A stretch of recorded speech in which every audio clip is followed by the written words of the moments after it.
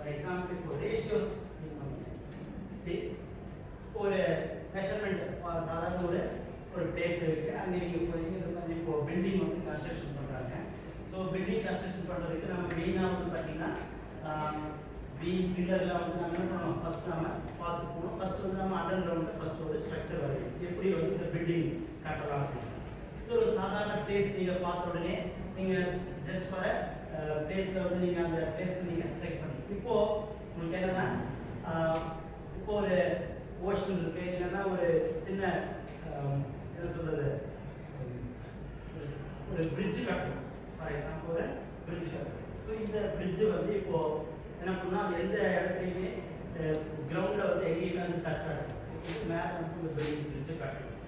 So இந்த fridge கட்டும்போது நீங்கள் இப்போது எப்படி வந்து அந்த எதையுமே நம்ம வந்து அந்தளவுக்கு அக்யூரேட்டாக நம்ம மெஷர் பண்ண முடியாது. ஏன்னா வந்து பிரிட்ஜுக்கு மேலே இப்போ ஃபார் எக்ஸாம்பிள் இங்கே 1 கிலோமீட்டர் அப்படின்னா ஒரு இந்த சிவில் இன்ஜினியர்ஸ் வச்சுருப்பாங்க இல்லையா, அந்த மெஷின் இருக்கும். அதை வச்சுனா அந்த 1 கிலோமீட்டர் அப்படின்னா அவங்க கரெக்டாக என்ன பண்ணுவான், அதை போய் மெஷர் பண்ண முடியும். That is the procedure. ஒரு ரோட் போடுறதா இருந்தாலும் சரி, வாட் எவர் திங்ஸ். ஸோ இப்போது பிரிட்ஜு கட்டணும். See just imagine that how you construct the bridge. First of all எப்படி நம்ம ஒரு பிரிட்ஜை கன்ஸ்ட்ரக்ட் பண்ண முடியும்?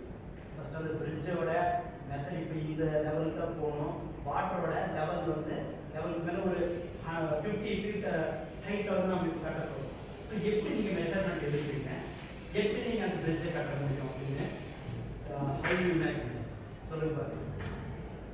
ஜஸ்ட் என்ன பண்ணியிருப்பாங்க, அந்த பிரிட்ஜு கட்டணும். ஸோ நம்ம நார்மல் பிளேஸாக இருந்தால் நீங்கள் மெஷர்மெண்ட் எடுப்பீங்க, ஃபீட் எடுப்பீங்க, இது எடுப்பீங்க. Just you construct water. இப்போ நீங்கள் பிரிட்ஜு கட்டணும். பிரிட்ஜ் வந்து அண்டரில் வாட்டர் வாட்டர் லெவல் மெஷர் பண்ணி நீங்கள் ஒரு பிரிட்ஜு கட்டணும். இது எப்படி நீங்கள் கட்டுவீங்க? How can it's possible? பிரிட்ஜுக்கு சாதாரண பீம் பில்லர் கேள்விப்பட்டிருக்கீங்க. So construction is very important. So இப்போ நீங்கள் அதே மாதிரி தான் பில்டிங் கட்டும்போது it's main is the pillar. ஏன்னா பில்லருங்கிறது நம்ம எந்த அளவுக்கு நம்ம பேஸ்மெண்ட் போடுறோமோ அந்த அளவுக்கு வந்து பில்டிங் வந்து ரொம்ப ஸ்ட்ராங்காக இருக்கும். புரியுதா இல்லையா?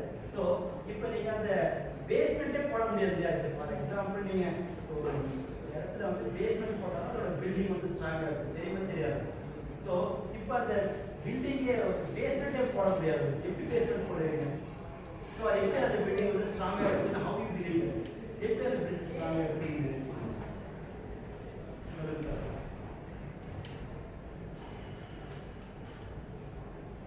எனிவன் யாரும் சொல்லுங்க. எப்படி அந்த பிரிட்ஜ் உங்களால் கட்ட முடியும்னு நினைக்கிறீங்க? How you imagine that? பேஸ்மெண்ட்னா இட்ஸ் வெரி இம்பார்ட்டன்ட் ஒரு பில்டிங்கில். ப்ராப்பரான ஒரு பில்டிங்கான ஸ்ட்ரக்சர் டிசைன். அந்த பில்டிங் ஸ்ட்ராங் லெவலே வந்து அதோட பேஸ்மெண்ட் இருக்குன்னா இப்போது பைசா கோபுரம் இருக்கு இல்லையா, எதனால் அது வந்து கொஞ்சம் சயின்டிஃபிக்காக அது எதை வச்சு அவங்க இது பண்ணாங்க, அதோட பேஸ்மெண்ட் ரொம்ப கொஞ்சம் வீக்காக இருந்துச்சுன்னா கண்டுபிடிச்சிருக்காங்க. ஸோ இப்படி இருக்கும்போது நீங்கள் அந்த பிரிட்ஜை வந்து எப்படி நீங்கள் கன்ஸ்ட்ரக்ட் பண்ண முடியும்? ஸோ இன் திஸ் கேஸ், இந்த கேஸ் ஸ்டடியில் இது ஆக்சுவலாக it's a very big process. இது ஒரு ரொம்ப பெரிய ப்ராசஸ். உங்களுக்கே நல்லா தெரியும், ஒரு பிரிட்ஜ் கட்டுறது இட்ஸ் வெரி பிக் ப்ராசஸ். இப்போ அந்த ப்ராசஸ்க்கும் ரேஷியோஸ்க்கும் வாட் ஆர் த கனெக்ட் அப்படின்னு பார்த்தீங்கன்னா it's very simplest one. Just imagine that நீங்கள் ஃப்ரம் 8th ஸ்டாண்டர்ட் 7th ஸ்டாண்டர்டில் நீங்கள் இது ஒரு டயக்ராம் வந்து போட்டிருப்பீங்க. ஃபார் எக்ஸாம்பிள் அந்த ஜாமெட்ரி டயக்ராம் போட்டிருப்பீங்க. ஸோ நீங்கள் டயக்ராம்ஸ் எல்லாம் வந்து பார்த்தீங்கன்னா you are using the small ruler scale and small protractor, small row circle, இதெல்லாமே சின்ன சின்னதாக யூஸ் பண்ணியிருக்கீங்க. ஸோ டீச்சர் உங்களுக்கு சொல்லி கொடுக்கறதுக்காக அவர் என்ன பண்ணியிருக்காரு, ஒரு பெரிய ஸ்கேல் ஒன்று வச்சுருப்பாரு. பெரிய scale and then the protector, அதுவும் கொஞ்சம் பெருசாக புரியுதா இல்லையா? ஸோ சார் என்ன பண்ணியிருப்பாரு, he will write a drawing on the board. So you are drawing in your note. இப்போ நீங்கள் தான் நோட்டில் போடுறீங்க, பட் யுவர் ஸ்டாஃப் வந்து drawing on the board. So ரெண்டோட மெஷர்மெண்ட்டும் கண்டிப்பாக இட்ஸ் ஈக்குவல்னு சொல்ல முடியும். Almost it will come equal, not almost, exactly equal சொல்ல முடியும். Okay sir. ஸோ இப்போ அந்த ரேஷியோஸ் இது எதுக்காக ஈக்குவலாக இருக்கும் அப்படின்னா, சரி எப்படி அதை வந்து நீங்கள் just you are drawing the note. So side is drawing on the board. If equal that is equivalent ratios. Ratios main important thing is equivalent ratio. Example, equivalent ratio 1 is to 2. 1 is to 2 is equal to 2 is to 4. 2 is to 4. And 1 into 3, that is 2 into 3. So 1 is to 3 is to 6. Equivalent ratio. So equivalent ratio that we என்ன பண்ணாலும் everything will come same தான். அதாவது நீங்க நோட்ல போற டிராயிங்க்கும் stars வந்து போர்ட்ல போற டிராயிங்க்கும் வந்து சேம் ஆன்சர் எப்படி வரும்னா அதோட ஸ்கேல் வந்து பாத்தீங்கன்னா ஈக்குவலன்ட் ரேஷியோ அப்படிங்கிற ஒரு மெத்தட்ல தான் அந்த ஸ்கேல் வந்து என்ன பண்ணிருப்பாங்க ப்ராப்பரா they will construct. So அந்த கன்ஸ்ட்ரக்ஷன்ல நீங்க 1:2 ல போற டயகிராமும் 2:4 ல போற டயகிராம் ரெண்டுமே வந்து ஈக்குவலா தான் இருக்கும். ஓகேவா? சோ இதெல்லாம் வந்து நம்ம similarity congruent already I told you right here.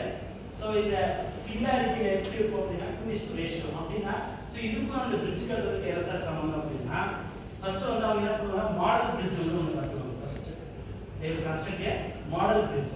So model bridge பாத்தீங்கன்னா they are using the very lowest ratio. The lowest ratio தான் அவங்க யூஸ் பண்ணினா ஒரு சின்ன கன்ஸ்ட்ரக்ஷன் பண்ணி they are build the bridge.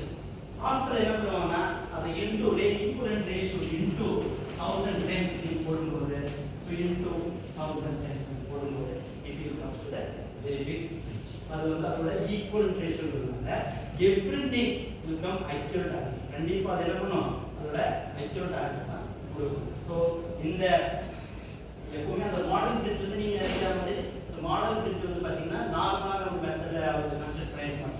கிட்டத்தட்ட அந்த பியூர் அந்த கட்டற அதே bridge தான் வந்து அவங்க சின்ன மாடலா பண்ணிருப்பாங்க. சோ அந்த மாடல் என்ன பண்ணுவாங்கன்னா